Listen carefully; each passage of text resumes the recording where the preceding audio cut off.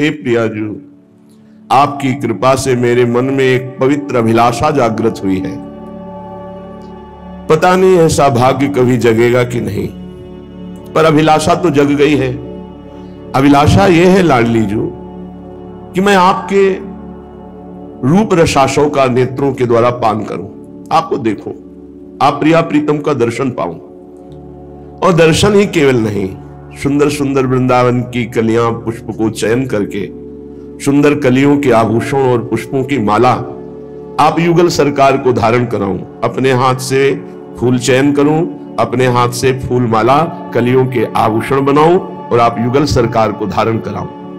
नवीन नवीन आभूषण, नवीन नवीन मालाएं और विविध प्रकार से आपको सुख पहुंचाऊं।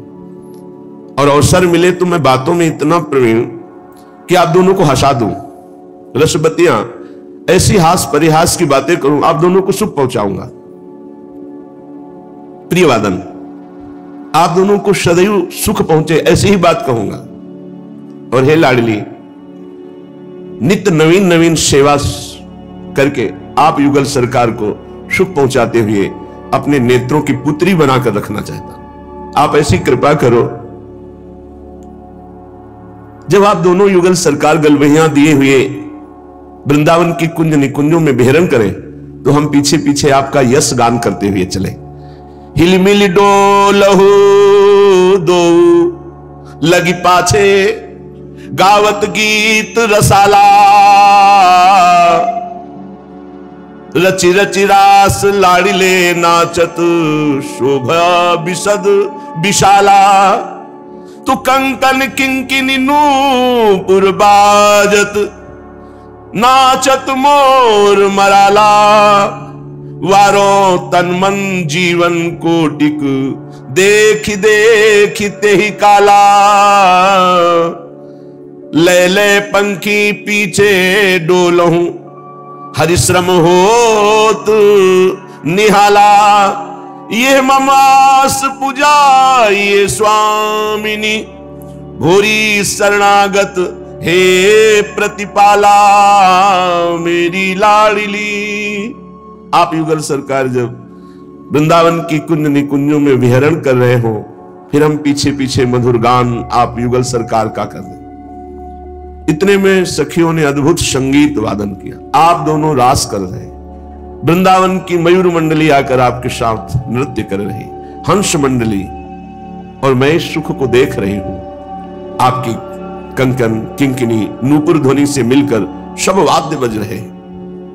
ऐसे सुख में तन मन प्राण करोड़ों हो तो न्यौछावर कर दे। प्रियाजू, आप कृपा करो, मेरी अभिलाषा की पूर्णता होनी चाहिए। मैं आपको देखूं, आपके श्री अंगों की सेवा का अधिकार पाऊं, आपके रास विलास में प्रवेश पाऊं। आप ऐसी कृपा कीजिए। श्रीपाद प्रबोधानंद जी महाराज कह रहे हैं कि मुझे राधा चरणारविंद की शरणागति मिल गई ना, अब मुझे कोई परवाह नहीं। अस्तु में नरक कोटि सिद्ध्यस्तु नेष्टम न चेश्वरो दयितां। श्री राधा चरणाम्बुजो मधुरिमा लोभस्तु नो भवेत् शिथिला। शिथिला, मैं कभी शिथिल नहीं हो सकता, चाहे नरक जैसा भयंकर कष्ट दिया जाए। क्यों? क्योंकि मन तो राधा चरणारविंद के सुख में डूब रहा है, तो अब शरीर के दुख सुख की कौन परवाह करे। मन ही तो दुख सुख का अनुभव कराता है। देखो, अगर मन को बेहोश कर दिया जाए तो शरीर का कोई भी अंग काट दिया जाए, कोई कष्ट नहीं होगा। ये औषधि के बल से ऐसा है, तो क्या मंत्र के बल से, नाम के बल से, ध्यान के बल से, प्रेम के बल से यदि मन को प्रियालाल में बेसुध कर दिया जाए तो शरीर के भारी से भारी कष्ट को भी आराम से सहा जा सकता है। क्योंकि दुख सुख का अनुभव, मान अपमान का अनुभव, लाभ हानि का अनुभव ये मन को होता है। और मन श्री प्रियालाल के चरणारविंद में। श्रीपाद कह रहे हैं अस्तु में नरक कोटि, मुझे करोड़ों बार नरक मिले तो भी कोई परवाह नहीं। क्यों? क्योंकि मेरा मन श्री राधा चरणाम्बुज मधुरिमा लोभस्तु, श्री प्रियाजू के गोरे चरणारविंद की शरणागति और सेवा सुख को पा करके अब ऐसा पुष्ट हो गया है कि करोड़ों प्रकार से भीषण नरक कष्ट मिले भी तो मुझे कोई परवाह नहीं। अब सिद्ध्यस्त नेष्टम न चेश्वरो दयिताम, मैं किसी ईश्वर से कृपा की याचना नहीं करूंगा, उससे दया की भीख नहीं मांगूंगा। क्यों? क्योंकि मुझे प्यारी जू के चरणों का आश्रय मिल गया, जहां ईश्वरों की भी ईश्वर रसघन मोहन मूर्तिम विचित्र केलि महोत्सवोल्लसितम राधा चरण विलोडित रुचिर शिखंडम हरिम बंदे। मेरी लालसा, ये देखो कोई महान पुरुष ही बोल सकता है, इतनी पुष्ट हो चुकी है राधा चरणारविंद में, ना भवेत शिथिलता। आप किसी भी कारण से शिथिल नहीं हो सकती। हो सकता है कई कारण उपस्थित हो जाए, शरीर रोगी हो जाए, विपत्ति आ जाए, कोई साथ ना दे, अव्यवस्था हो जाए, अपमान हो जाए, निंदा हो जाए या मृत्यु हो जाए, कुछ भी हो सकता है। ये मृत्यु लोक है, नाशवान है। अब मैं शिथिल होने वाला नहीं। क्यों? क्योंकि मेरा मन श्री जी के चरणों में समर्पित हो चुका है। ये निर्भयता, निश्चिंतता, निशोकता प्रभु के चरणों का आश्रय लेने पर ही आती है। चाहे जितना सुंदर परिवार हो, चाहे जितनी सुंदर व्यवस्था हो, चाहे जितना वैभव सुख हो, लेकिन प्यारे तुम भय, चिंता, शोक से नहीं बच सकते। वो केवल प्रभु के चरणों के आश्रय से बच सकते हो। भगवान की शरणागति, मुख में नाम और शरीर से पवित्र आचरण, भगवत समर्पित कर्म, बड़ा बढ़िया जीवन, बड़ा मंगलमय जीवन। कह रहे नरक जैसी अव्यवस्था हो तो भी मुझे कोई परवाह नहीं। क्यों? क्योंकि मन सत्प्रेम सिंधु मकरंद रसो गधारा सारा अनजस्रमभिता श्रवदास्य देशु। स्वामिनी जी के चरणारविंद से अजस्र प्रेम की धारा अपने शरणागतों के हृदय में प्रवाहित होती रहती है। ये गोविंद जीवन धनम है। जो ये गोरे चरणारविंद है, गोविंद के जीवन धन है, और उनकी शरणागति मुझे प्राप्त हुई। अब मुझे किसी ईश्वर से भी दया की याचना नहीं करनी, और किसी भी तरह, किसी भी प्रकार के कष्ट से अब मेरे मन में प्यारी जी के चरणारविंद की शरणागति में शिथिलता नहीं आएगी। ये बहुत उत्तम कोटि की स्थिति होती है। जब हम बहुत भगवत चर्चा सुनते हैं, भगवान का महात्म जागृत होता है, और जब भगवान की कृपा होती, तब लगता है कि प्रियाजू के चरणारविंद हमें कौन सी निधि मिले हैं। चलते हैं श्रीमद् भागवत महापुराण, प्रसंग चल रहा है। सर्वलोक महेश्वर भगवान श्री कृष्ण द्वारिका के लिए प्रस्थान करने को उद्यत है। इतने में महाभाग्यमयी भगवत भक्ति का स्वरूप साक्षात माता कुंती जी आती हैं और प्रभु से हाथ जोड़ करके विनय करती हैं। जब प्रभु द्वारिका के लिए प्रस्थान करना चाहते हैं, नमस्ते पुरुषम त्वाद्य मीश्वरम प्रकृते परम अलक्षम सर्वभूताना मंतर बहिर्वस्थितम। प्रभु आपको नमस्कार है, नमस्कार है। महापुरुषों ने जो भगवान की स्तुति की, उसमें बहुत सुंदर ज्ञान विज्ञान और बहुत सुंदर भक्ति, बड़ी महिमा विराजमान है। ध्यान से सुने, और भगवत स्तुति सुनने का फल होता है पापों का नाश और हृदय की शीतलता। प्रभु आपको नमस्कार है। आप बहुत ध्यान से सुनेंगे तो ज्ञान विज्ञान भी भरा हुआ है। अलक्षम सर्वभूतानाम अंतर बहिर्वस्थितम, दिखाई नहीं दे रहे अलक्षम, पर सर्वभूतानाम समस्त देहधारियों के अंतर और बहिर, बाहर और भीतर आप ही विराजमान है। दिखाई नहीं दे रहे। अलक्षम सर्वभूतानाम मंतर बहिर अवस्थितम, बाहर और भीतर प्रभु ही प्रभु विराजमान है। पर हमारे नेत्र नहीं है, माया देखने वाले नेत्र हैं। त्रिगुण ब्रह्मा जी के द्वारा त्रिगुण से रचे नेत्र हैं, तो त्रिगुण की रचना देख सकते हैं, और भगवान तो त्रिगुणातीत है। कह रहे हैं नमस्ते पुरुषम त्वाद्यमीश्वरम प्रकृते परम, आप तो प्रकृति से परे हैं और मेरे नेत्र प्रकृति को देख सकते हैं बस। पर प्रभु अलक्ष होने पर भी सर्वभूतानाम अंतर बहिर्वस्थितम, आप भीतर और बाहर समस्त शरीरधारियों के विराजमान हैं।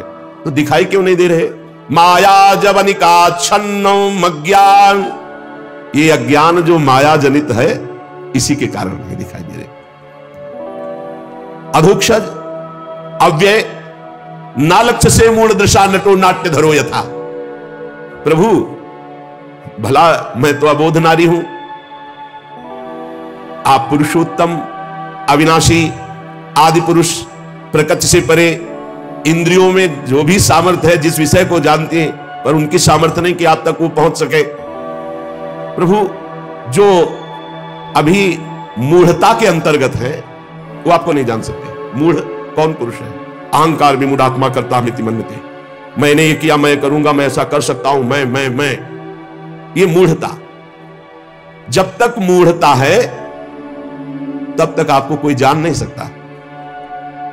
जैसे कोई कलाकार क्षण क्षण में वेश परिवर्तन करके आवे तो उसको साधारण लोग नहीं जान सकते, लेकिन जो उससे पूर्व परिचित है उसके नेत्र नाक ऐसे देखते ही पहचान लेंगे कि चाहे स्त्री का नाट्य करे या पुरुष का नाट्य करे या अच्छा नाट्य करे या बुरा नाट्य करे, या अमुख है।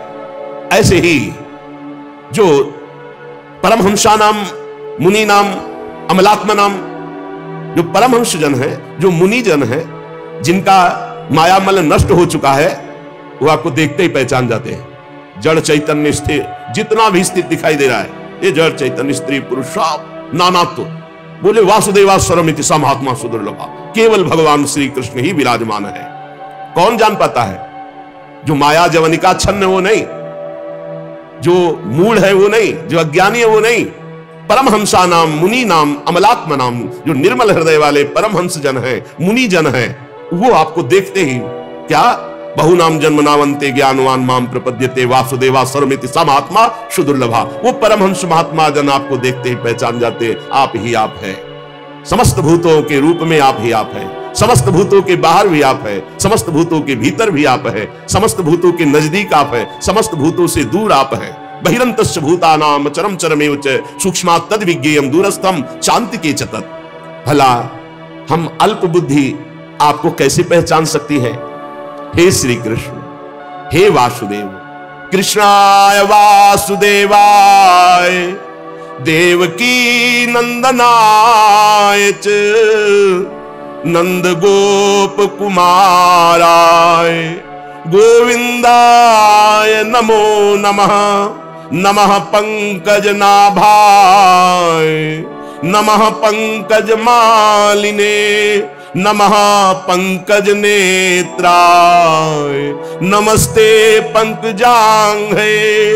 हे श्री कृष्ण, हे वासुदेव, हे देवकी नंदन, हे नंद गोप के लाडले लाल, हे गोविंद, हमारा बारंबार प्रणाम स्वीकार करें। जिनकी नाभि से ब्रह्मा का जन्म, कमल प्रकट हुआ, ब्रह्मा कमल से प्रकट हुए और कमल जिनकी नाभि से प्रकट हुआ, जो सुंदर कमलों की माला धारण करते हैं, जिनके नेत्र कमल के समान विशाल और कोमल है, जिनके श्री चरण कमलों में कमल का चिन्ह है, ऐसे श्री कृष्ण को मैं बार बार नमस्कार करती हूं।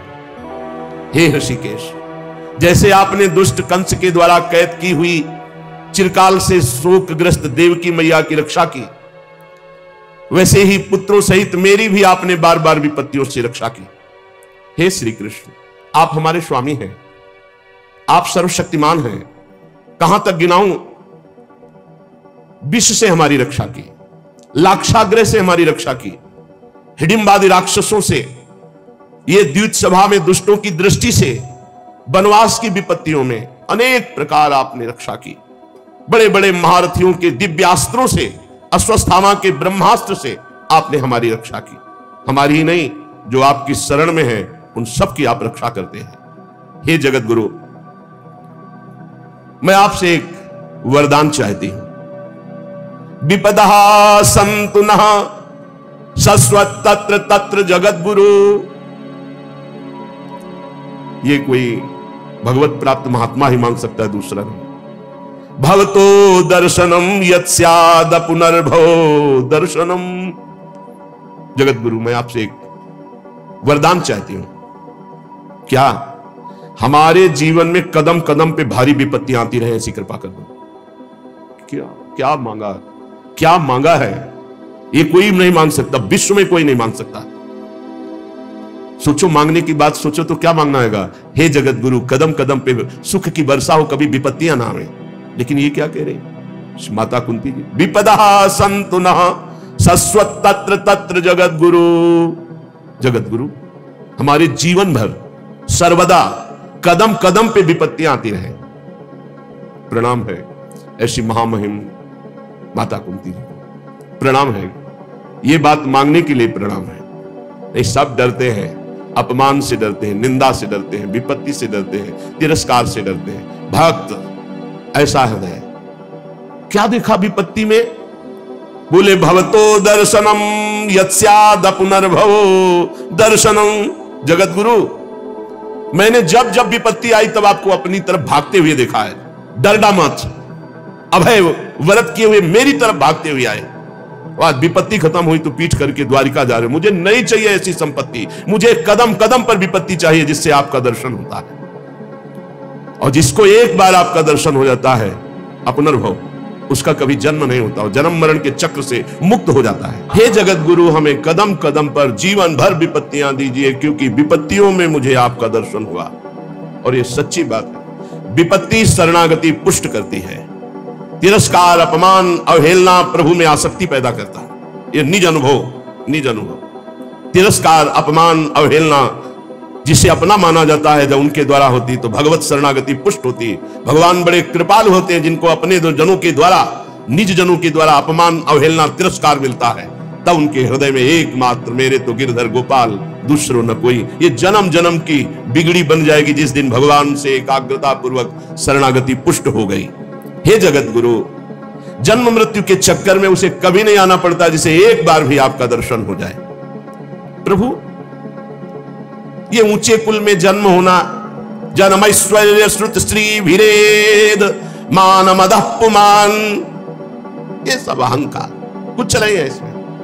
ऊंचे कुल में जन्म हो गया, खूब रुपया पैसा बैंक बैलेंस, खूब बहुत विद्वान और घमंड, तो प्रभु कुछ नहीं होगा, कुछ नहीं, उसकी दुर्गति पक्की है।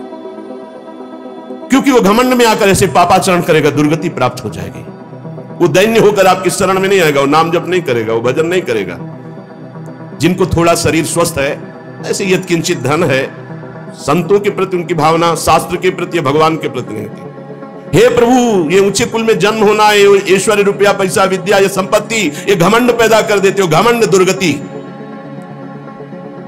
दुर्गति पक्की। प्रभु, आप ऐसे घमंडियों को अपनी भक्ति, अपना नाम, अपना सत्संग छूने तक नहीं देते। यह भागियों को नहीं मिलता, बड़े भाग्यशाली। संत समागम सम न लाभ कछुआन, उमा संत समागम सम न लाभ। इस सृष्टि में परम लाभ क्या? भगवान की भक्ति, भगवान से प्रेम। ये कहां से होता है? ये साधु समागमा, भगवत प्रेमी महात्माओं के संग से होता है। प्रभु, आप उनको दर्शन देते हैं जो दैन्य होते हैं, जो अकिंचन होते हैं, जो निर्धन होते हैं। अब यहां निर्धन किसको कहते हैं? जिसका अहंकार भगवान के चरणों में समर्पित हो गया। देखो, अम्बरीश जी चक्रवर्ती सम्राट है, पर न तप का अहंकार है, न भजन का अहंकार है, न राजा होने का अहंकार। हाथ जोड़े दुर्वासा जी के सामने खड़े, दुर्वासा जी कृत्या प्रकट कर रहे, एक कदम पीछे नहीं हट रहे, वैसे ही हाथ जोड़े खड़े। भगाया सुदर्शन चक्र ने, वैसे ही हाथ जोड़े खड़े। लौट के आए, वैसे ही हाथ जोड़े मिले। दैन्य, अकिंचन और निर्धन, सुनेरी मैंने निर्बल के बलराम। ये अपबल, तपबल, बाहुबल, दामबल, विद्याबल, ये सब भगवान से विमुख करने वाला होता है। आप निर्धनों के परम धन हैं। जिस पर आपका कृपा प्रसाद होता है वो प्रपंच माया उसकी तरफ देख भी नहीं सकता। आप ऐसे भक्तों के हृदय में विहार करते हैं जो अकिंचन, दैन्य, आंसुओं से कपोल भींज रहे। प्रभु, मैं कैसे रिझाऊं आपको, मेरे में तो कोई बल नहीं है। हे शांत स्वरूप, हे कैवल्य मोक्षाधिपति, हे श्री कृष्ण, मैं बार बार आपको नमस्कार करती हूं।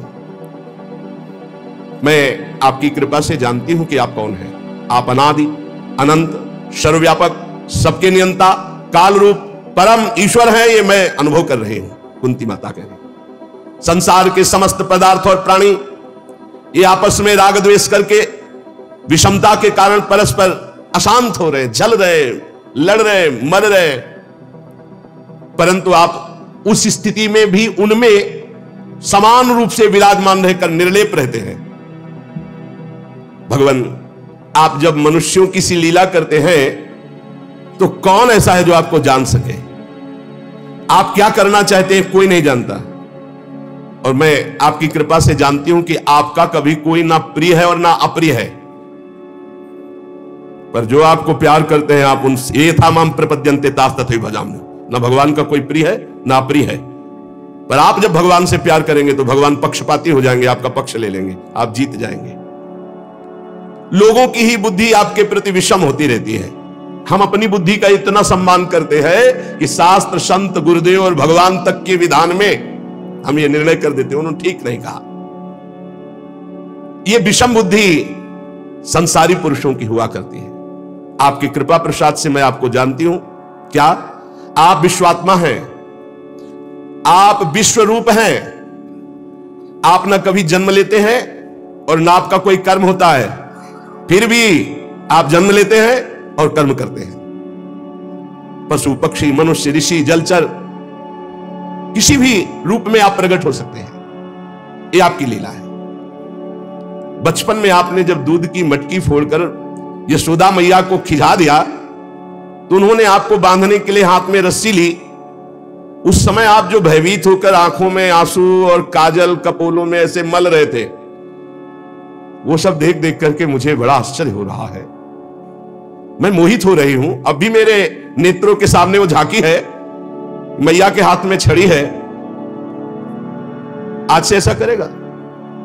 आप ऐसे ऐसे कर रहे हैं, काजल पूरा नेत्रों में, और भयभीत दृष्टि से मैया की तरफ देख रहे। मुझे आज भी बड़ा आश्चर्य हो रहा है। मुख झुका हुआ, नेत्र मैया की तरफ, भय से युक्त। अरे जिसके भय से काल भी भयभीत हो जाता है, वो है आप। मैया की एक छोटी सी छड़ी से आप भयभीत। प्रभु प्रभु, आप जनाना ना चाहे तो आपको कोई नहीं जान सकता। हे अजन्मा, आप जन्म क्यों लिए? कोई महापुरुष योग कहते हैं कि अपने प्रिय भक्त पुण्य श्लोक महाराजाधिराज यदु की कीर्ति का विस्तार करने के लिए यदुवंश में आपने उतार लिया। दूसरे लोग कहते हैं सुतपार प्रश्नी के रूप में वसुदेव देवकी जी ने भारी तपस्या की तो आपने उनको वरदान दिया, इसलिए आप अजन्मा होकर प्रकट हुए। कोई कहता है दैत्यों के नाश के लिए आपका अवतार हुआ। कुछ लोग कहते हैं इतना पाप बढ़ गया था कि पृथ्वी डगमगा रही थी तो ब्रह्मा जी की प्रार्थना से आप प्रकट हुए। कोई महापुरुष कहते हैं कि इस संसार में अज्ञान कामना कर्मों के बंधन में जकड़े हुए पीड़ित जो जीव हैं, आप उनके स्मरण, उनके लीला गायन, उनकी सेवा, उनका आकर्षण, इसलिए आपने मानव रूप धारण किया। क्योंकि आप जब लीला करते हैं तो गा गा कर हृदय पवित्र होता है। आपका जो नाम है उसका जप करके जीव मुक्त हो जाता है। अगर आपका अवतार ना होता तो आपका लीला, आपका रूप, आपका चरित्र कैसे गायन करने में आता? यह आपका लीला चरित्र और आपका नाम जप जन्म मृत्यु के प्रवाह को रोक देता है। बहुत सुंदर। हे भक्तवांछा कल्पतरु प्रभु, आप अब हमें छोड़कर प्रगट में जाना चाहते हैं तो आप जानते हैं कि हम नहीं जी सकते आपके चरणारविंद के वियोग में। माता कुंती कह रही, किसी को और कोई सहारा हो, कोई सुख हो, लेकिन मेरा सुख तो आप है, मेरे सहारा तो आप है। प्रभु, मुझे और किसी का कोई आश्रय नहीं, कोई बल नहीं, सिर्फ आपका। जैसे जीव के बिना इंद्रियां शक्तिहीन हो जाती है, वैसे आपके बिना हम, हमारे पुत्र पांडव, इनका कोई अस्तित्व नहीं है। इनका अस्तित्व ही आप श्री कृष्ण हो। यह भक्ति का स्वरूप है। प्रभु के सिवा हमारा कोई अस्तित्व ही नहीं है।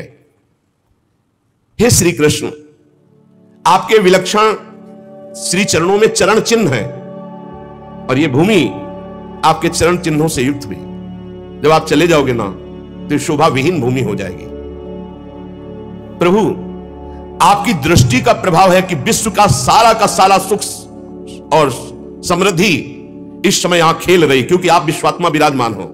यहां वन पर्वत नदी समुद्र लता वृक्ष फसल सब उमड़ी घूम रही। क्यों? आप विराजमान हो। प्रभु, मैं आपकी कृपा और आपके दर्शन के बिना जीवित नहीं रह सकती, चाहे आप इसे स्नेह की फांसी समझे या प्रेम समझे। एक बात और प्रभु आपसे विनय करती हूं, त्वयि में अनन्य विषया मतिर मधुपते असकृत। प्रभु, मेरी मति को आप ऐसा कर दीजिए अनन्य, मेरी बुद्धि अन्य विषय में जाए ही ना, केवल आप में अनन्य रहे। रति मुद्वहता दद्धा गंगे वौघ मुदन्वती। जैसे गंगा की धारा अखंड जा रही समुद्र में, ऐसे मेरी मति का प्रवाह केवल श्री कृष्ण नाम रूप लीला धाम और कहीं ना जाए। बस आप ये कृपा कर दो। जैसे गंगा की अखंड धारा समुद्र में गिर रही, ऐसे हे श्री कृष्ण मेरी मति केवल आपके चरणों में। हे श्री कृष्ण, हे अर्जुन सखा, हे यदुवंश शिरोमणे, आपने वो कार्य कर दिया है जिसके लिए आपका अवतार हुआ है। ये राजवेशधारी दैत्य असुर स्वभाव वालों का आपने अग्निस्वरूप होकर विनाश कर दिया। गोविंद, आप चराचर के गुरु हैं, बस मेरी मति आप में लगी रहे। आपको नमस्कार करती हूं, ऐसी कृपा करो। भगवान तब तक शांत भाव से खड़े हैं जब तक माता कुंती जी ने विनय की। सूत जी महाराज कहते इस प्रकार कुंती ने बड़े मधुर शब्दों में भगवान की अधिकांश लीलाओं का वर्णन करते हुए स्तुति की। भगवान मंद मंद मुस्कुरा रहे हैं। बड़ी अद्भुत शोभा होती है जब भगवान मंद मंद मुस्कुराते हुए अपने जन पर कृपा करते हैं। भगवान ने कुंती जी से कहा अच्छा ठीक है, कुछ समय के लिए द्वारिका जाना स्थगित करते हैं और पुनः लौट आए। फिर सुभद्रा आदि देवियों से मिलकर के महाराज युधिष्ठिर के समीप युधिष्ठिर जी को देखा, अब भी वो शोकमग्न है। भगवान अंतर्बात जानने वाले भगवान श्री कृष्ण द्वैपायन व्यास जी से कहा इनको समझाओ, ये क्यों शोकमग्न है युधिष्ठिर जी। भगवान व्यासदेव जी ने समझाया और ऋषियों ने समझाया, भगवान श्री कृष्ण ने भी समझाने की कोशिश की पर युधिष्ठिर को समझ में नहीं आया। भला भगवान समझाना चाहे, भगवान व्यासदेव जी समझाना चाहे, समझ में ना आवे। क्यों? क्योंकि भगवान कुछ और करना चाहते हैं, इसीलिए समझ में नहीं आ रहा। बार बार युधिष्ठिर जी कह रहे मैं कितना ज्ञानी हूं, सियार कुत्तों के हार इस शरीर पर आत्मभाव करके मैंने कितना बड़ा विनाश करवा दिया। 18 छोड़ी सेना महाभारत में, 11 कौरव पक्ष में और 7 पांडव पक्ष में। मुझे संतोष नहीं हो रहा आप सबके समझाने पर। भगवान मुस्कुराए और कहा चलो रथ तैयार करो। कहां ले जा रहे हैं? भीष्म पितामह के पास, क्योंकि ज्ञान समुद्रस्थ होने जा रहा है। इसीलिए महाराज युधिष्ठिर को असंतोष, जैसे गीता को प्रकट करने के लिए अर्जुन जी के हृदय में कार्पण्य प्रकट किया, मूढ़ता प्रकट की, शरीर कांप रहा है और कहा कार्पण्य दोषो प्रहत स्वभाव। वो कह रहे मैं अपने स्वभाव से उलट रहा हूं। क्यों? क्योंकि गीता अमृत प्रकट होना चाहिए। ऐसे ही भीष्म जी के मुख से समस्त ज्ञान समुद्र को भगवान निकलवाना चाहते हैं, इसलिए युधिष्ठिर को संतोष नहीं हुआ भगवान के भी समझाने पर और श्री कृष्ण द्वैपायन व्यासदेव जी के भी समझाने पर। कहा अच्छा चलो रथ तैयार करो। कहां के लिए प्रभु आज्ञा है? ले चलो हमारे साथ चलो। और जहां सरसैया पर भीष्म पितामह पड़े हुए थे, स्वर्ण जटित रथों पर अच्छे अच्छे घोड़े जुते, आगे आगे भगवान श्री कृष्णचंद्र जी, फिर युधिष्ठिर जी, ऐसे सबका रथ क्रम आए। वहां जाके देखा तो मानो स्वयं सूर्य तेजोमय बाणों की सैया पर पड़े हुए, ऐसे भीष्म पितामह बाणों की सैया पर। सब जाकर के चरणों में प्रणाम किया। वहां पहले से ही बहुत से देवर्षि, राजऋषि, ब्रह्म ऋषि, पर्वत, नारद, धौम्य, भगवान व्यासदेव, बृहदस्व, भरद्वाज शिष्यों के सहित भगवान परशुराम, वशिष्ठ, इंद्र, प्रमद, त्रित, गृत्समद, असित, कक्षीवान, गौतम ऋषि, अत्रि, विश्वामित्र जी, सुदर्शन, भगवान सुखदेव जी और भी बड़े बड़े दिव्य महात्मा, कश्यप, अंगिरा, बृहस्पति, बड़े बड़े सब। क्यों? क्योंकि भीष्म पितामह ज्ञान समुद्र है। अब ज्ञान का सूर्य मानो अस्ताचल को जा रहा है। संपूर्ण ज्ञान भीष्म पितामह जी को, धर्म का, देश का, काल का विभाग, सब कुछ ज्ञान। सब ऋषियों आसपास मंडलाकार बैठे। भगवान श्री कृष्णचंद्र जी समीप पहुंचे। आंख खोल के भीष्म जी ने देखा तो बाहर भी भावना से पूजन किया और अंदर भी हृदय में जो विराजमान प्रभु श्री कृष्ण है पूजा की, बाहर और भीतर दोनों जगह। सब पास बैठ गए। भीष्म पितामह जी की दृष्टि केवल श्री कृष्ण पर है और आंखों से आंसू बह रहे हैं भीष्म पितामह जी के। फिर युधिष्ठिर को नजदीक बुलाया और हाथ इशारे से, तुम्हें बहुत कष्ट हुआ क्योंकि अन्याय का उस समय बोलबाला था। तुम लोग साधु सेवी, भगवत सेवी, तुमको इतना कष्ट नहीं होना चाहिए। तुम बचपन से दुख भोग रहे हो पांडव। अतिरथी पांडु की मृत्यु के समय तुम्हारी अवस्था बिल्कुल छोटी थी, तब से आज तक तुम्हें कष्ट ही कष्ट झेलना पड़ा। देखो ये ध्यान रखना, जैसे बादल वायु के वश में रहते हैं ऐसे लोकपालों सहित संपूर्ण जगत इन श्री कृष्ण के अधीन है। ये काल के भी काल है। तुम लोग दुखी मत होना, ये इन्हीं की मंगलमयी लीलाएं हैं। नहीं तो जहां साक्षात धर्मपुत्र राजा युधिष्ठिर हो, जहां वायुपुत्र गदाधारी भीमसेन हो, जहां धनुर्धारी गांडीव धनुष धारण करने वाले अर्जुन हो और उनके मित्र भगवान श्री कृष्ण हो, वहां दुख विपत्ति की संभावना भी नहीं। ये केवल इनकी लीला, श्री कृष्ण की लीला। युधिष्ठिर, तुम इन कालों के भी महाकाल श्री कृष्ण को नहीं जानते हो, कब ये क्या करना चाहते हैं कोई भी नहीं जानता, बड़े बड़े ज्ञानी भी नहीं जानते। युधिष्ठिर, सब ईश्वर कोटि के जितने महात्मा है सब इनकी इच्छा के अधीन है, इनको कोई नहीं जान सकता। जितना जनाते हैं उतना ही जान पाएगा। युधिष्ठिर, ये सब जितने ऋषि बैठे सर्वज्ञ हैं, ये सब जानते हैं कि श्री कृष्ण ही साक्षात भगवान हैं। इन्हीं के अंश से आदि पुरुष भगवान नारायण और जितने अवतार होते हैं इन्हीं के अंश से। ये अपनी माया से अपने को छिपाकर मनुष्य लोक में ऐसी लीला कर रहे हैं जिससे इनके प्रभाव को कोई पूर्ण ये न जान पावे कि सच्चिदानंद भगवान है। मैं अंतिम समय गोल्डराज से बोल रहा हूं कि साक्षात भगवान है। बोलते ना अंतिम समय तो झूठे कोई बोलता नहीं, भीष्म पितामह तो सत्य प्रतिज्ञ है, फिर भी कह रहे मैं अंतिम समय बोल रहा हूं। ये साक्षात भगवान समस्त अवतारों के अवतारी युधिष्ठिर, ये भगवान शंकर, देवर्षि नारद, भगवान कपिल, ये सब सर्वज्ञ महात्मा है। जो मैं बोल रहा हूं उसको जान रहे हैं। जिसे तुम अपना ममेरा भाई समझ रहे हो, प्रिय मित्र समझ रहे हो, हितैषी समझ रहे हो, तुमने प्रेम बस जिनको अपना मंत्री बनाया, दूत बनाया, सारथी बनाया और संकोच नहीं किया, तुम जानते हो ये कौन है? ये स्वयं परब्रह्म परमात्मा है। ये सर्वात्मा समदर्शी अद्वितीय अहंकार रहित निष्पाप परमात्मा, ये तुम्हारे प्रेम विवश होकर ऊंचे से ऊंचे, नीचे से नीचे हर कार्य करने में कभी संकोच नहीं किया। युधिष्ठिर, ये समतत्व है, फिर भी देखो तुम्हारी भक्ति के वश होकर पक्षपात किए। यही कारण है, यही कारण है इनकी करुणा का। क्या भक्ति का पक्षपात कि जब मैं अब अपने प्राण त्यागने जा रहा हूं तो स्वयं साक्षात चलकर हमारे सामने उपस्थित हुए। ये उपदेश दिलाने नहीं, ये हमारा अंतिम बनाने आए हैं। भगवत परायण योगी पुरुष भक्ति भाव से इनमें अपना मन लगाकर और वाणी से इनका नाम कीर्तन करके जब शरीर त्यागता है तो कामना और कर्म बंधन से छूटकर जीवन मुक्त वो भगवत धाम जाता है। देव देवेश कैसे प्रसन्न लग रहे हैं, कैसा हास्य प्रकट हो रहा है। देखो ना, रक्त कमल के समान अरुण नेत्र कैसे उल्लसित है, कैसा श्रीमुख। और ये तब जब मैं शरीर त्यागने जा रहा हूं। युधिष्ठिर, उनकी बात सुनकर सरसैया पर सोए हुए भीष्म पितामह से बहुत से ऋषियों के सामने नाना प्रकार के धर्मों के संबंध में अनेकों प्रश्न पूछे गए। तत्ववेत्ता भीष्म पितामह ने वर्ण आश्रम के अनुसार पुरुष के स्वाभाविक धर्म, वैराग्य, राग के कारण और विभिन्न रूप से बतलाए हुए निवृत्ति प्रवृत्ति रूप द्विविध धर्म, दान धर्म, राजधर्म, मोक्ष धर्म, स्त्री धर्म, भागवत धर्म, सबका जो जो प्रश्न किया गया सबका भीष्म पितामह जी ने उत्तर दिया।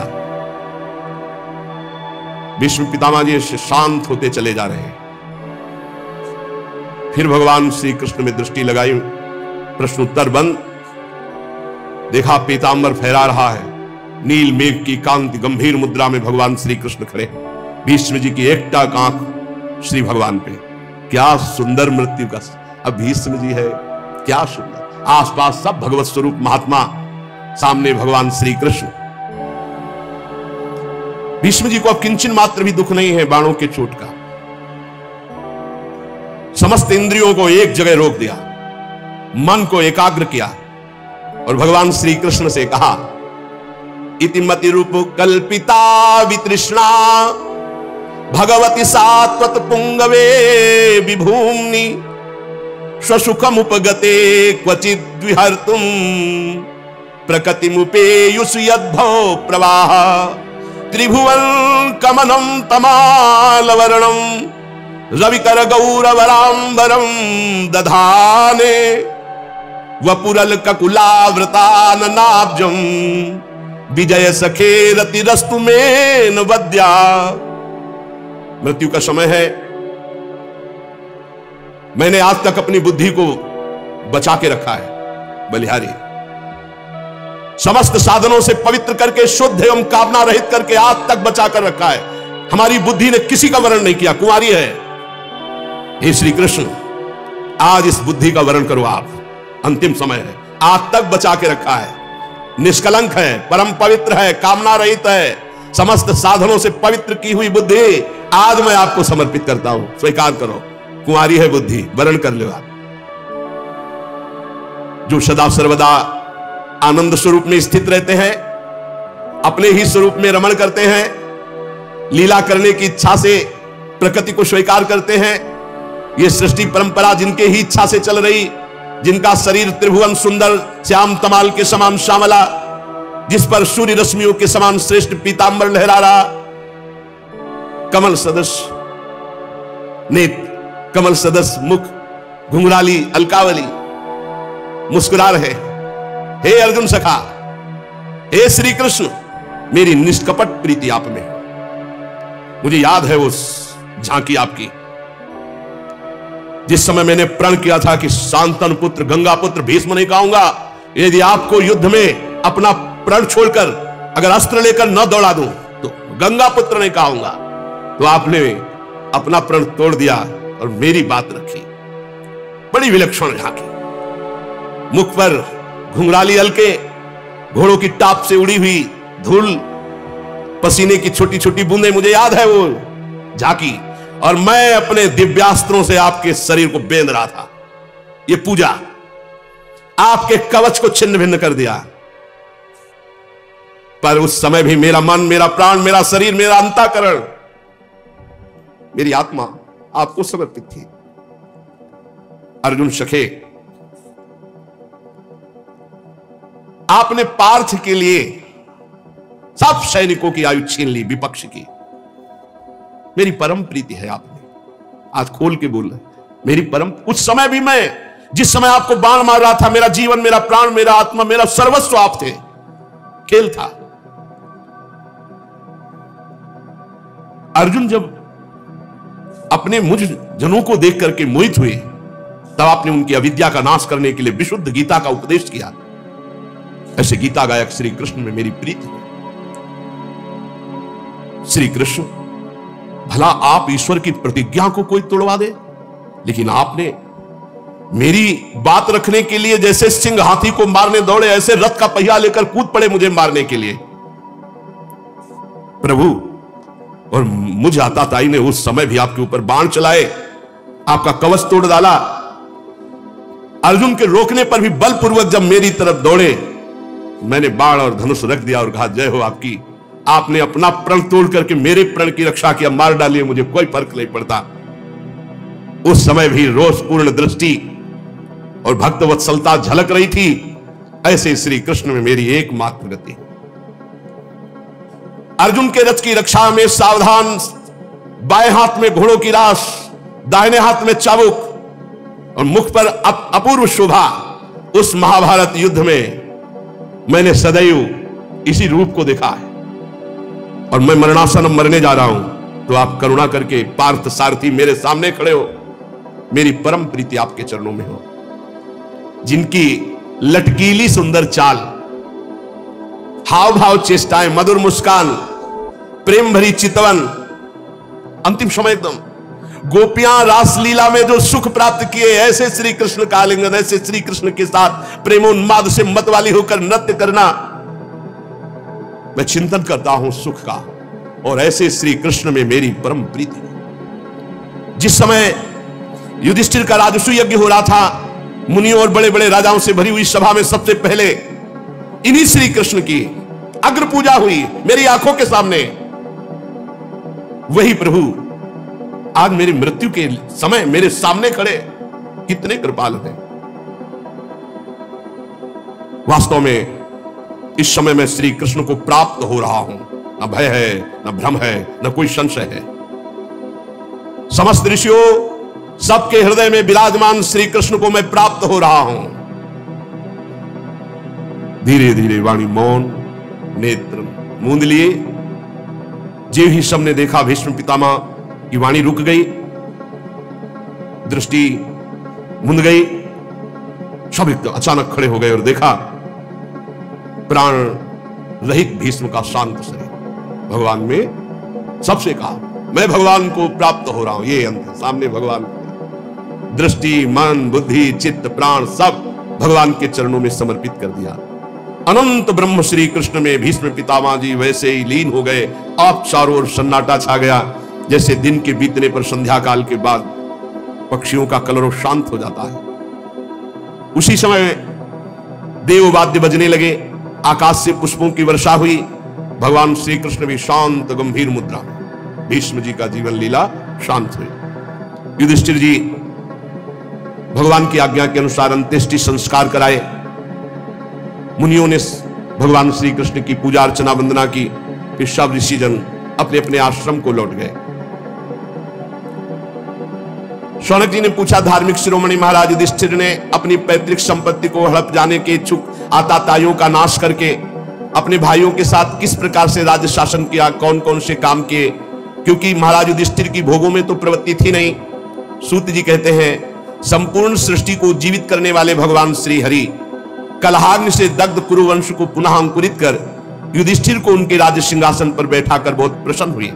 भीष्म पितामह अंतर्ध्यान हो चुके, उनके वचनों से युधिष्ठिर की सब भ्रांति मिट गई। भगवान के आश्रय से समुद्र पर्यंत सारी पृथ्वी का शासन, समस्त राजा लोग उनकी आज्ञा में, ऐसा महान पद युधिष्ठिर जी को प्राप्त हुआ। भगवान महल की जितनी भी देवियां हैं सबसे मिल रहे हैं। फिर युधिष्ठिर जी से कहा कि हमें जाने की अनुमति दीजिए। युधिष्ठिर जी बार बार हृदय से लगा रहे हो, कह रहे कि कैसी बात कहते हो, कौन ऐसा होगा जो आपको जाने की अनुमति दे, पर आपको जिसमें सुख मिले भगवान आज्ञा करिए, रथ तैयार किया जाए और अब हम द्वारिकापुरी के लिए चलते हैं।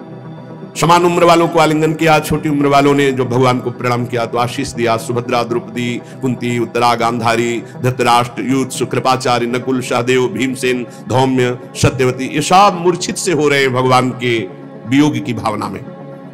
मुरली मनोहर सारंगपाणी भगवान श्री कृष्णचंद्र जी द्वारिकापुरी जाना चाहते, इस बात से सब विकल हैं। भगवत भक्त संत पुरुषों के संग से जिनका दुस्संग छूट गया है, वह विचारशील पुरुष भगवान के मधुर मनोहर सुयस को, नाम को एक बार स्वाद पा ले तो छोड़ नहीं सकता। फिर उन नामी, उन भगवान के रूप का ये तो बैठ करके वार्ता करना, खेलना, हंसना, खाना पीना, ये कैसे जी सकते हैं भगवान के बिना? जो दुस्संग त्यागी सत्संगी जन है, उनको एक बार चस्का लग जाए भगवान की कथा का, भगवान के नाम का, तो वो जीवन त्याग सकते हैं। भगवान का भजन या भगवान की लीला कथा नहीं त्याग सकते। फिर जिनको सामने भगवान खेले, हंसे, खाए, वो ये सब पांडव कैसे विरह सह सकते हैं? भगवान ने सुभद्रा जी की तरफ देख करके प्रसन्न मुद्रा में संतोष धारण कर राजा युधिष्ठिर द्वारिका जाने के लिए व्यवस्था कर रहे हैं। भगवान किसी को मधुर मनोहर वचनों से, किसी को दृष्टि से, किसी को छू को, किसी को बोलकर, किसी को हृदय से लगा के सबको संतुष्ट कर रहे हैं। भगवान के प्रस्थान के समय मृदंग, शंख, भेरी, वीणा, ढोल, नरसिंगे, धुंधुरी, नगारे, घंटे, दुंदुबियां एक साथ बजने लगी। भगवान के दर्शन की आकांक्षा से हस्तिनापुर में भीड़ लग गई। भगवान के प्रिय सखा घुंघराले वाल वाले अर्जुन ने पीतम श्री कृष्ण का श्वेत छत्र पकड़ रखा है, जिसमें मोतियों की झालर लटक रही, रत्नों का डंडा, उसको पकड़े हुए। उद्धव और सात्विकी बड़े भाव से चंवर डुला रहे। भगवान जे भी रथ चला, चारों ओर पुष्पों की वर्षा, बड़ी मधुर झांकी। दिव्य ब्रह्म ऋषि लोग वेद वाक्य उच्चारण कर रहे हैं, आशीष सुनाई दे रहे। हस्तिनापुर की रमणियां भगवान श्री कृष्ण के रूप में चित्त को लगाए हुए और आपस में बात कर रहे, सखी ये सनातन परम पुरुष परमात्मा है जो प्रलय के समय भी अपने अद्वितीय निर्विशेष रूप में स्थित रहते हैं। जब प्रलय होता है तो ब्रह्मा जी संपूर्ण सृष्टि समेट करके इन्हीं में समा जाते हैं। ये जगदात्मा ईश्वर हैं, संपूर्ण जीव इन्हीं में लीन होते हैं और फिर इन्हीं से प्रकट हो जाते हैं। ये देखो सब जीवों को मोहित करते हुए छुपे हुए कैसे हैं। इस जगत में जिसके स्वरूप का साक्षात्कार जितेंद्री योगी अपने प्राणों को वश में करके भक्ति से प्रफुल्लित निर्मल हृदय से किया करते हैं, वही है श्री कृष्ण साक्षात परब्रह्म मेरे नेत्रों के सामने है। सखी वास्तव में उसी का जीवन धन्य है जिसने इनको देखा, जिसने इनकी सुंदर लीलाओं का गायन और श्रवण किया। जब भगवान की हेतु की कृपा होती तब लीला गायन, लीला श्रवण, नाम जब, इनमें रुचि होती है। बड़ा प्रशंसनीय है वो जो भगवान के नाम गुण रूप लीला धाम में, और धन्य है यदुवंशी जो इनके साथ खा पी कर हंस खेल कर महान सुख ले रहे हैं। हे सखी, बड़े हर्ष की बात है कि द्वारिका ने सब लोगों का तिरस्कार करके सौभाग्य प्राप्त किया, क्योंकि ये द्वारिका में विराजमान है। सखी, हम तो उनके सौभाग्य देख रहे हैं जिनका पाणी ग्रहण इन्होंने किया है। पाणी ग्रहण ये शरणागति भी है। एक पाणी ग्रहण का संबोधन है विवाह से और एक पाणी ग्रहण का संबोधन है शरणागति से। हम तो सखी धन्य धन्य उनको मानती हैं जिनका पाणी ग्रहण। भगवान बाहु पकड़ लेते हैं शरणागत की। अवश्य उन्होंने कोई बड़ा व्रत, कोई स्नान, कोई हवन, कोई जप तप किया होगा, क्योंकि परमात्मा उन्हें प्रीतम रूप से मिले। वो बार बार इनकी रूप माधुरी का पान करती होंगी। सखी स्मरण मात्र से मेरा हृदय व्याकुल हो रहा है, मूर्छा सी आ रही है। कितना सुख प्राप्त करते हैं, और इनसे भी ज्यादा सुख तो ब्रज गोपियों ने प्राप्त किया। सखी धन्य है वो ब्रज गोपियां जिनके इशारे पर ये नंद नंदन नाचते थे। सखी सबसे बड़ा सुख श्री रुक्मिणी जी को मिला द्वारिका। शिशुपाल आदि मत वाले राजाओं का मान मर्दन करके अपने बाहुबल से उठा लाए, अपहरण कर। प्रद्युम्न शांबाद कितने इनके पुत्र हैं। और हमने तो सुना है कि भौमासुर को मार करके लाई हुई 16,000 इनकी और पत्नियां हैं। वास्तव में वो सब धन्याति धन्य देवी होंगी। उनका जीवन परम धन्य हो गया, परम पवित्र, परम उज्जवल हो गया, जिसको श्री कृष्ण ने स्वीकार कर लिया। इनकी महिमा का वर्णन क्या करें, ये तो साक्षात कमल नयन भगवान पर ब्रह्म परमात्मा श्री कृष्ण है। हस्तिनापुर की स्त्रियां ऐसे प्रभु के विषय में बातचीत कर रही। अजात शत्रु युधिष्ठिर ने भगवान श्री कृष्ण की रक्षा के लिए बहुत सी सेना साथ भेजी। यद्यपि भगवान सर्व समर्थ पर प्रियता में शंका होती है, अधिक प्रीतिमन भाषण देहा। युधिष्ठिर जी ने आग्रह करके सके भगवान आप सेना साथ ले जाइए। भगवान कुरजांगल, पांचाल, सूरसेन, यमुना के तटवर्ती प्रदेश, ब्रह्मावर्त, कुरुक्षेत्र, मत्स्य, सारस्वत, मर्धन्नो देश को पार करके फिर आनर्त देश में आए। यहां कुछ विश्राम किया, जलाशय समीप था, संध्या वंदन किया। फिर अनर्त देश में पहुंचे। वहां के लोगों ने जो ही सुना कि भगवान पधार रहे, द्वारिकापुरी के लोग, पांचजन्य शंख भगवान ने सबको आनंदित करने के लिए बजाया। भगवान के ओठों की लाली से स्पर्श हुआ वो श्वेत वर्ण पांचजन्य शंख, जब उसका नाद हुआ तो द्वारिकापुरी में आनंद की लहर छा गई। भगवान पधार रहे हैं। दुष्टों को भय और भक्तों को अभय, इस शंखनाद से सारी प्रजा भागी भगवान श्री कृष्ण के दर्शन के लिए। भगवान श्री कृष्ण आत्माराम है, वह अपने आत्मलाभ से सदा सर्वदा परिपूर्ण है। पर जैसे सूर्य को कोई दीप दिखाए तो भगवान सूर्य प्रसन्न हो जाते, स्वीकार कर लेते, भला सूर्य को दीप दान क्या, वो तो जगत को प्रकाश दे रहे हैं। ऐसे ही भगवान श्री कृष्ण को कुछ भी भाव से, वो भगवान पूर्ण होते हुए भी प्रेम भाव स्वीकार करते हैं। सब आकर के भगवान की तरफ कोई पुष्प अर्पित कर रहा है, कोई बोल रहा है, कोई देख कर केवल आंसू बहा रहा है। जैसा जैसा सबको भगवान सुख पहुंचा रहे हैं। अयोध्या, राधा राधा, द्वारिकावासी इतने विकल है। ये अयोध्या शब्द क्यों आया? क्योंकि इस समय हमारा मन अयोध्या में गया। जब राम जी आए अयोध्या में 14 वर्ष बाद, तो सबके मन में था कि भगवान हमसे सबसे पहले मिले, सबसे पहले हमसे मिले। तो भगवान ने सबकी बात पूर्ण करने के लिए अमित रूप प्रगटे ते ही काला, अनंत रूप धारण कर लिए और सबसे क्षण महु सब मिले भगवाना, उमा मरम काहू नहीं जाना। एक क्षण में पूरे अयोध्या वासियों से भगवान सबसे पहले मिले। अमित रूप प्रगटे थे, अमित रूप में ऐसे भगवान किसी को गले लगा रहे, किसी को वचन से, किसी से कोई अश्रु प्रवाह कर रहा है, कोई पुष्प डाल रहा है, कोई दुलार कर रहा है। भगवान द्वारिकाधीश द्वारिकापुरी में सबको सुख पहुंचा रहे हैं। हाथ जोड़ करके द्वारिकावासी भगवान से कहते, स्वामी हम आपके वियोग में कितने व्याकुल थे। हमारे प्राण तो सदैव आपके चरण कमलों में बसते हैं। ये चरण कमल भगवान ब्रह्मा, शंकर, इंद्र आदि सब इनकी वंदना करते हैं। जो इन चरणों की शरण ले लेता है, समर्थ काल एक बाल बांका तक नहीं कर सकता। हे प्रभु, जो आपके इन चरणों की शरण ले लेता है, समर्थ काल भी बाल बांका नहीं कर सकता। विश्वभावन, आप ही हमारे माता हैं, आप ही हमारे सुहृद हैं, आप ही हमारे पिता हैं, आप ही हमारे स्वामी हैं, आप ही हमारे सदगुरु हैं, आप ही हमारे आराध्य देव हैं। भला आपके वियोग में हमारी क्या दशा होगी, आप सोचो। आपका अनुपम रूप दर्शन करते हुए हम द्वारिका वासियों को जो सुख होता है हम कैसे बताएं। कमल नयन श्री कृष्ण, आप जब हस्तिनापुर या कहीं जाने की बात करते हैं, हमें सुनने को मिलता है कि आप जा रहे हैं, तो एक एक क्षण हमको लगता है करोड़ करोड़ वर्षों के समान। हमारी दशा बिगड़ जाती है। हे नाथ, हे भक्तवत्सल, आप कभी द्वारिकापुरी से मत जाया करें। द्वारिकावासी करें, भगवान कृपामयी दृष्टि से सबकी तरफ देख रहे, बड़ा अनुग्रह वर्षा करते हुए द्वारिका में प्रवेश किया। मंगल शकुन गजराज को आगे करके स्वस्त्यन पाठ करते हुए सब श्रेष्ठ श्रेष्ठ यदुवंशी भगवान का स्वागत किए।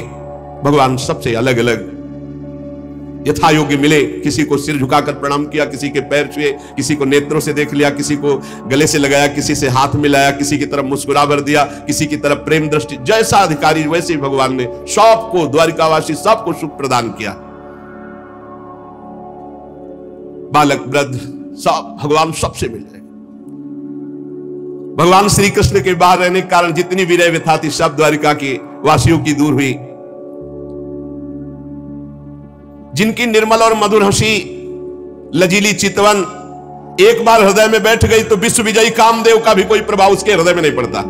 यह है श्री कृष्ण। जिसके हृदय में श्री कृष्ण रूप माधुरी आ गई तो विश्व विजयी कामदेव का भी प्रभाव उसके हृदय में नहीं पड़ता। और जिनकी मंद मुस्कान तिरछी चितवन की चोट में मुनिमन मोहन मदन मोहन के भी हृदय में बेशुद्ध अवस्था आने लगती, उन प्रियाजू के चरणों की दास्ता जिसके हृदय में हो, फिर क्या कहला है।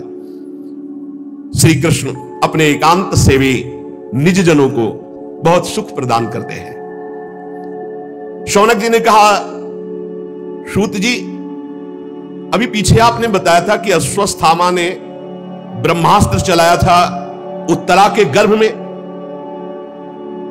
तो ब्रह्मास्त्र का प्रभाव और गर्भस्थ शिशु बच जाना यह कैसे हो सकता है। गर्भ में महान ज्ञानी महात्मा परीक्षित जी थे, तो हमें लगता है कि भगवान ने ही उस समय स्वयं रक्षा की होगी, क्योंकि ब्रह्मास्त्र से बचना संभव है। फिर दूसरी बात मेरे और प्रश्न बन रहा है कि परीक्षित जैसे धर्मात्मा से कोई अपराध बन जाना, उनके लिए शाप होना, श्री सुखदेव जी का ज्ञानोपदेश करना, हम पूरा प्रसंग सुनना चाहते हैं। सूत जी ने कहा, धर्मराज युधिष्ठिर अपनी प्रजा को प्रसन्न रखते हुए पिता के समान उसका पालन करने लगे। वो भोगों से निष्प्रिय होकर निरंतर भगवत स्मरण परायण होते हुए राज्य पालन करते, अतुल संपत्ति, बड़े बड़े यज्ञ करके भगवान की आराधना करते। जम्बूद्वीप के स्वामी, स्वर्ग तक उनका यश, क्या कमी थी महाराज युधिष्ठिर के पास। देवता लालायित होते ऐसे भोग थे, पर महाराज पांडवों को भगवान श्री कृष्ण के सिवा और कुछ प्रिय नहीं था। शौनक जी, जिस समय अश्वत्थामा ने ब्रह्मास्त्र चलाया, उत्तरा के गर्भ में ब्रह्मास्त्र का प्रभाव गया, तो वो बालक ब्रह्म तेज से जलने लगा ब्रह्मास्त्र के प्रभाव से। पर उस समय उस बालक ने देखा कि श्याम वर्ण एक तेजस्वी ज्योतिर्मय पुरुष आसपास उसके ऐसे घूम रहा है और ब्रह्म तेज बाहर आसपास। अब वो बालक को नहीं छुपा रहा, बस अंगूठे भर का वो श्याम रंग का तेजस्वी, बहुत ही निर्मल, अत्यंत सुंदर श्याम शरीर, बिजली की तरह चमकता हुआ पीतांबर, सिर पर मोर मुकुट, निर्विकार पुरुष, लंबी लंबी भुजाएं, कानों में तपाए हुए स्वर्ण के सुंदर कुंडल, आंखों में लालिमा और हाथ में दिव्य गदा लिए हुए बार बार वो शिशु देख रहा है कि मेरे चारों ओर घुमा। तो कौमुदकी गदा के प्रभाव से गर्भस्थ शिशु में ब्रह्मास्त्र का प्रभाव नहीं पड़ पाया। जैसे सूर्य अपनी किरणों से कुहरे को भगा देता है, वैसे ही कौमुदकी गदा के प्रभाव से ब्रह्मास्त्र के तेज को उस महापुरुष ने शांत कर दिया। गर्भस्थ शिशु सोचने लगा, ये कौन है। इस प्रकार 10 मास के गर्भस्थ शिशु के सामने भगवान श्री कृष्ण का साक्षात दर्शन और भगवान श्री कृष्ण की कौमुदकी गदा के प्रभाव से ब्रह्मास्त्र के तेज का शांत हो जाना, और तत्काल वो सोच ही रहे थे कि भगवान अंतर्ध्यान हो गए। जे भी भगवान अंतर्ध्यान हुए, ते ही समस्त सद्गुणों को विकसित करने वाले शुभ समय में पांडु के वंशधर बालक का जन्म हुआ। जन्मते समय ही इतना महान तेजस्वी, क्योंकि गर्भ में भगवत साक्षात्कार हो गया है, महान तेज संपन्न। महाराज युधिष्ठिर जब सुना पौत्र हुआ, बड़े प्रसन्न हुए, क्योंकि अर्जुन पुत्र अभिमन्यु पुत्र परीक्षित। राजा युधिष्ठिर, धौम्याचार्य, कृपाचार्य सबको बुलाया, जात संस्कार करवाए, बड़े दान दिए गए। जब बालक का नाल छेदन नहीं होता, उसके पहले, नाल छेदन के पहले तक, उस समय को कहते हैं प्रजा तीर्थ। उस समय जो दान दिया जाता है उसका बड़ा महत्व है। नाल छेदन नहीं हुआ, बालक हुआ, उस समय के दान को बड़ी महिमा, प्रजा तीर्थ कहते हैं। उसी समय युधिष्ठिर ने बहुत दान किया, हाथी, घोड़ा, स्वर्ण, बहुत। युधिष्ठिर जी ने कहा, पुरुवंश शिरोमणि, काल की दुर्निर्वार गति अस्वस्थामा वंश मिटाना चाहता था, परंतु भगवान श्री कृष्ण ने बालक की रक्षा की है, इसलिए इसका नाम विष्णुराग। निसंदेह ये बालक संसार में बड़ा यशस्वी भगवान का परम भक्त और महापुरुष होगा। बड़े बड़े महात्माओं ने आशीष दिया युधिष्ठिर जी को और बालक को। युधिष्ठिर ने कहा, महात्माओं, ये बालक क्या अपने उज्जवल यश से हमारे वंश की पवित्र कीर्ति महात्मा राजर्षियों का अनुसरण करेगा? ब्रह्म ऋषियों ने कहा, धर्मराज, ये मनुपुत्र इक्ष्वाक के समान अपनी प्रजा का पालन करेगा। दशरथ नंदन भगवान श्री राम के समान ये सत्य प्रतिज्ञ और ब्राह्मण भक्त होगा। उसी नरेश शिवी के समान दाता होगा। दुष्यंत के पुत्र भरत के समान अपने वंश का यश फैलाएगा। ये धनुर्धरों में अपने दादा सहस्त्रबाहु और पार्थ अर्जुन, इन दोनों के समान होगा। अपने दादा पार्थ के समान और सहस्त्रबाहु अर्जुन के समान ये धनुर्धारी होगा। महाराज, ये रंतिदेव के समान उदार होगा। ये धैर्य में बलि के समान होगा। ये भगवत भक्ति में प्रहलाद के समान होगा। मर्यादा उल्लंघन करने वालों को ये भारी दंड देने वाला होगा। पृथ्वी माता और धर्म की रक्षा के लिए कलयुग का भी दमन करेगा। पर महाराज, एक संयोग बन रहा है। उसी समय, अभी नाल छेदन नहीं हुआ, उसी समय निर्णय करके बता दिया, महाराज संयोग बन रहा है। एक ब्राह्मण कुमार श्रृंगी ऋषि के साप से तक्षक के द्वारा इसकी मृत्यु होगी। ऐसा ज्योतिष अभी नाल छेदन में नहीं हुआ, पूरा पधारने तक का हिसाब बता दिया। और उस समय ये सब आसक्ति छोड़कर भगवान के चरणों की शरण लेगा। व्यासनंदन श्री सुखदेव जी यहां पधारेंगे इसके पास और इसको श्रीमद् भागवत का स्वरूप बोध कराएंगे और गंगा तट पर इस शरीर को त्याग कर अभय पद की प्राप्ति करेगा। पूरा ज्योतिष शास्त्र के विशेषज्ञ ब्राह्मण राजा युधिष्ठिर को इस प्रकार बालक के जन्म लग्न का फल बताकर भेंट पूजा लेकर अपने अपने घर चले गए। वही ये बालक संसार में परीक्षित के नाम से प्रसिद्ध हुआ, क्योंकि ये समर्थ बालक गर्भ में जिस पुरुष का दर्शन पा चुका था उसी को खोज रहा था। कहां है वो जो गर्भ में दिखाई दिया? सबकी परीक्षा कर रहा था, कहां है वो, कौन है जो मुझे गर्भ में दिखाई दिया इनमें से। जैसे शुक्ल पक्ष में दिन प्रतिदिन चंद्रमा अपनी कलाओं से पूर्ण होता बढ़ता है, वैसे राजकुमार परीक्षित गुरुजनों के लालन पालन से क्रमशः दिन बढ़ते हुए सयाने हुए। स्वजनों के वध का प्रायश्चित करने के लिए राजा युधिष्ठिर ने अश्वमेध यज्ञ के द्वारा भगवान की आराधना की, बड़ी बड़ी यज्ञ की। युधिष्ठिर सबको निमंत्रण देते, खूब खवाते पियाते, ऋषि मुनियों की सेवा करते। भगवान श्री कृष्ण भी कभी कभी आ जाया करते और इनको सुख पहुंचाते। सूत जी कहते हैं कि विदुर जी ने जब देखा था महाभारत में कि एक धर्म के विरुद्ध आचरण करने वाला दुर्योधन कोई बात नहीं मान रहा और दुर्योधन का पक्ष महाराज धृतराष्ट्र ले रहे, उसी समय उन्होंने अपने पद से इस्तीफा दे करके, पद को त्याग करके तीर्थ यात्रा को चले। मैं नहीं देख पाऊंगा दोनों पक्षों का विनाश। तो विदुर जी तीर्थ यात्रा में महर्षि मैत्रेय जी से मिलकर के आत्मज्ञान प्राप्त किया और हस्तिनापुर लौट कर आए। विदुर जी पूर्ण थे, जानने योग्य तत्व को जानने वाले महात्मा। विदुर जी मैत्रेय ऋषि से जितने प्रश्न किए थे उनका उत्तर सुनने के पहले ही श्री कृष्ण में ऐसी स्थिति हो गई कि उत्तर सुनना हुआ ही नहीं। जो उत्तर वो दे रहे थे उसी में स्थित थे वो, ऐसे कि बार सुनाई ही नहीं दिया, उपराम हो गए। शौनक जी जो ही देखा कि विदुर जी आए तो धर्मराज युधिष्ठिर दौड़ पड़े। धृतराष्ट्र, युधिष्ठिर, संजय, कृपाचार्य, कुंती, गांधारी, द्रौपदी, सुभद्रा, उत्तरा, कृपी, पांडव परिवार सब दौड़ पड़े, मानो मृत शरीर में प्राण आ गए हों विदुर जी को देखकर। सबने अगवानी की, सब कोई चरणों को प्रणाम कर रहा है, कोई हृदय से लगा रहा है, सबके आंसू बह रहे। युधिष्ठिर जी ने दिव्यासन अर्पित किया, विदुर जी को पूजन किया, भोग पवाया, विश्राम कराया। युधिष्ठिर जी ने विनय से सर झुकाकर सबके सामने कहा, चाचा जी, जैसे पक्षी अपने अंडों को पंखों की छाया के नीचे रखकर सेते और बढ़ाते हैं, वैसे आपने बचपन से लेकर अभी तक अपनी कृपा से हमें विपत्तियों से बचाया, हमें पाला पोषा। अब हम आपसे जानना चाहते हैं कि आप जब तीर्थ यात्रा के लिए निकले तो किस वृत्ति से जीवन निर्वाह किया, किन किन तीर्थों में गए? क्योंकि भगवान के प्यारे भक्त तो स्वयं तीर्थ स्वरूप होते हैं। अपने हृदय में विराजमान भगवान को निरंतर चिंतन करते हुए जो प्रकट किए हुए महात्मा है वो तीर्थों में जहां जाते हैं तो तीर्थ को महातीर्थ बना देते हैं। तीर्थे कुर्वन्ति तीर्थानि स्वांता हस्तेन गदाभृता। चाचा जी, आप तीर्थ यात्रा करते द्वारिकापुरी भी गए होंगे, भगवान श्री कृष्ण मेरे तो जीवन प्राण आराध्य देव हैं, सुखी है ना?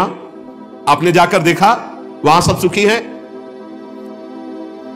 युधिष्ठिर जी के इस प्रकार पूछने पर विदुर जी ने तीर्थों और यदुवंशियों के संबंध में जो कुछ देखा सुना अनुभव किया था क्रम से बतला दिया, पर मुख्य बात नहीं बताई।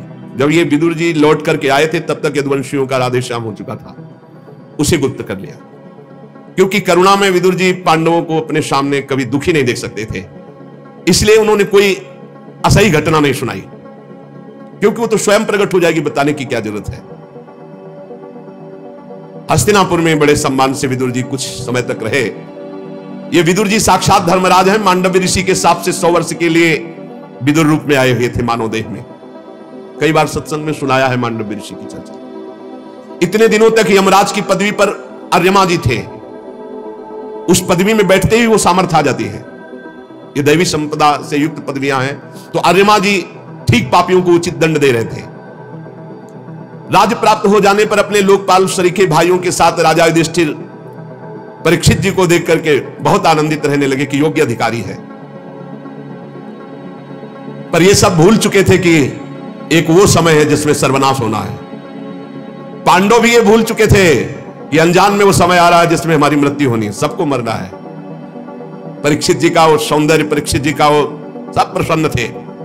देखते देखते भयानक समय आ गया जिसे टाला नहीं जा सकता।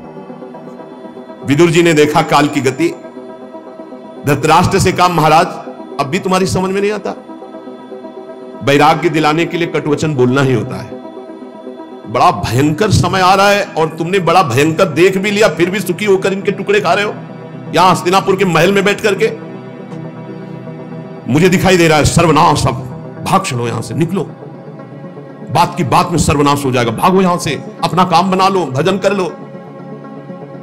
सब मारे जा चुके, फिर भी तुम्हें जीने की आशा है, शरीर बुढ़ापे का शिकार है, या हस्तिनापुर में अब इनके शासन में पड़े हुए टुकड़े पा रहे हो, जीवित रहने की इच्छा। गृहपालवत होते भीमापवर्जितम पिंडो मादत्ते गृहपालवत अहो महीयसी जंतुर जीवित आशा यया भवान। कैसा मोह है कि अब भी जीने की आशा रखते हो, पूरे परिवार का विनाश करवा दिया, अब यहां इनके दिए हुए टुकड़े खाकर जीवन व्यतीत करते हो। तुम्हें संकोच नहीं हो रहा, तुम्हें अपने हृदय में गिलानी नहीं हो रही? जिनको विष दे के मारना चाह, जिनको आग में जलाना चाह, जिनकी पत्नी को सभा में अपमानित किया, जिनकी भूमि छीन ली, जिनसे युद्ध किया, आज उनके दिए हुए टुकड़े को खा रहे हो, क्या गौरव रखते हो अपने अंदर? विदुर जी ने डांट लगाई धृतराष्ट्र जी को। हद हो गई, अज्ञान की हद हो गई। अब भी जीना चाहते हो क्या? यह पुराने वस्त्र की तरह तुम्हारा शरीर स्वयं नष्ट नहीं हो जाएगा? इसलिए अपना स्वार्थ साध लो, ममता काटो, चलो हमारे साथ चलो, हम तुम्हें उपाय बताएंगे भगवत प्राप्ति कैसे होगी। धन्य है जिसको विदुर जैसा भाई मिला हो। चाहे अपनी समझ से या दूसरों के समझाने से समझ लो, अंतिम में तुम मरोगे, तुम्हारे साथ कुछ नहीं होगा, इसलिए भजन कर लो तो तुम्हारा कल्याण हो जाएगा। अंतःकरण को वश में करो, निकलो, जो आगे होने वाला है वो तुम देख नहीं रहे, मैं देख रहा हूं, चलो हमारे साथ। विदुर जी ने धृतराष्ट्र को उत्तराखंड की तरफ, छोटे भाई विदुर जी अंधे राजा धृतराष्ट्र को उनके दिखाए हुए मार्ग से धृतराष्ट्र चल पड़े। जब गांधारी जी ने देखा कि पतिदेव अंतिम यात्रा है, अब लौटना नहीं है,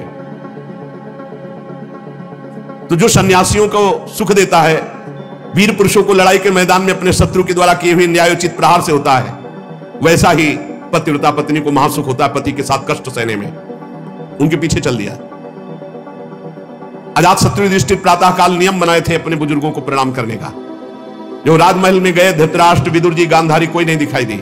बड़े उद्यम चित्त संजय से पूछा, संजय कहां गए मेरे वृद्ध पिता, कहां गए मेरे चाचा जो विदुर जी, कहां गई माता गांधारी?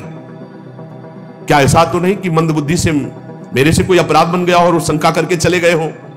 रुदन करने लगे युधिष्ठिर जी। सूत जी कहते हैं संजय अपने स्वामी धृतराष्ट्र को न पाकर स्नेह विकलता में बहुत कुछ उत्तर नहीं दिया। फिर धीरे धीरे चित्त को स्थिर किया और हाथों से आंसू पोंछते हुए कहा, मैंने खो दिया अपने महाराज को। धृतराष्ट्र, संजय बहुत प्यार करते थे धृतराष्ट्र को। कुरुनंदन अब वो कभी नहीं मिलेंगे, तुम्हारे चाचा और गांधारी महाराज, इनके संकल्प का तो मुझे पता नहीं, लेकिन मैं ठगा गया, वो मुझे छोड़कर चले गए। इस तरह वार्ता ही हो रही थी कि त्रिकालज्ञ देवर्षि नारद जी पधारे। युधिष्ठिर जी ने प्रणाम किया, संजय जी ने प्रणाम किया। युधिष्ठिर ने कहा, भगवान आप त्रिकालज्ञ हैं, आप बता सकते हैं कि मेरे चाचा कहां गए, मेरे ताऊ कहां गए, गांधारी जी कहां गई? मैं बहुत व्याकुल हूं, क्या मेरे से कोई अपराध बन गया कि मुझे छोड़कर चले गए? शायद हो सकता है मैं मोह के कारण ऐसा कोई कार्य हो कर दिया हो जिसके कारण उनको ऐसा लगा हो मेरे में संशय, और वो छोड़कर चल दिए। मैं बहुत दीन दुखी हूं, मेरे परिजन कैसे मेरे बिना रहेंगे? देवर्षि नारद जी उनको समझा रहे, पांच भौतिक शरीर है, इससे प्यार मत करो। ये काल कर्म गुणों के वश में है। जैसे अजगर के मुंह में पड़ा हुआ एक झटके में अंदर चला जाएगा, ऐसे काल हर शरीर को ग्रसित किए हुए है। हाथ वालों के बिना हाथ वाले, चार पैर वाले पशुओं के बिना पैर वाले, तृण आदि, उनमें भी बड़े जीवों के छोटे जीव, ये सब एक दूसरे के आहार हैं। जीव जीव आहार, जीव बिना जीव नहीं, पर जो निर्णय किया गया उतना ही आहार करो। जैसे अपने लोग ये सब्जियां पाते हैं, गेहूं आदि, इनमें भी जीव है वैसे ही, लेकिन हम जितना शास्त्र आज्ञा उतना ही पाएंगे, उसके विरुद्ध जीव हत्या करेंगे तो पाप लगेगा। सब जीव से ही जीव जीवित है, घास में भी जीव है। इन समस्त जीवों के बाहर भीतर एकमात्र स्वयं प्रकाश भगवान विराजमान है। युधिष्ठिर तुम उन्हीं को देखो, इन शरीरों को नहीं। महाराज, समस्त प्राणियों के जीवन दान देने वाले भगवान इस समय पृथ्वी तल पर देवद्रोहियों का नाश करके काल रूप से विराजमान हुए थे। वो अपना कार्य पूरा कर चुके, बस थोड़ा सा कार्य और रह गया है तुम लोगों का।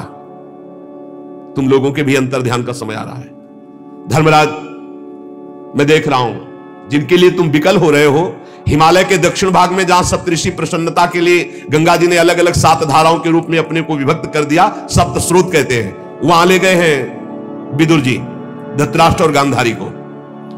त्रिकाल स्नान करवाते हैं, विधि पूर्वक अग्निहोत्र कराते हैं, और सारी कामनाओं को शांत करके केवल जल का पान करवा के और उनको बैठा दिया है। विदुर जी के प्रभाव से इस समय धृतराष्ट्र और गांधारी ठूंठ की तरह अपने शरीर को शांत करके बैठ गए हैं। 5वें दिन आज के उनके शरीर में आग लग जाएगी, दोनों भस्म हो जाएंगे। पर्णकुटी सहित दोनों के शरीर भस्म हो जाएंगे, गांधारी जी का भी, धृतराष्ट्र का भी। विदुर जी अपने सामने अपने भाई को मोक्ष प्रदान करके धृतराष्ट्र को और गांधारी को पुनः तीर्थ सेवन के लिए चले जाएंगे। आप लोग शोक मत करो, मैं त्रिकालज्ञ हूं, देखकर बता रहा हूं। नारद जी बताकर चले गए। बड़ा विचित्र खेल है। इस संसार से सबको जाला है, कुछ साथ नहीं जाएगा। चाहे जितना लड़ाई झगड़ा करके राज्य एकत्रित कर लो, चाहे रुपया एकत्रित, बड़ा समय बलवान है। सब दिन होत ना एक समान। इसलिए भाई, अपने कर्तव्य का पालन करते हुए नाम जप कर लो। जितना नाम जप करोगे, परोपकार करोगे, धर्म पूर्वक चलोगे, वही तुम्हारे साथ जाएगा। अन्यथा यहां से बड़े बड़ों को जाना पड़ा, पछता कर जाना पड़ा। यहां रुकना नहीं, इसका नाम मृत्यु लोक है। खूब नाम जप करो, भगवत सेवा शेष चर्चा आगे। श्री राधा वल्लभ लाल की जय।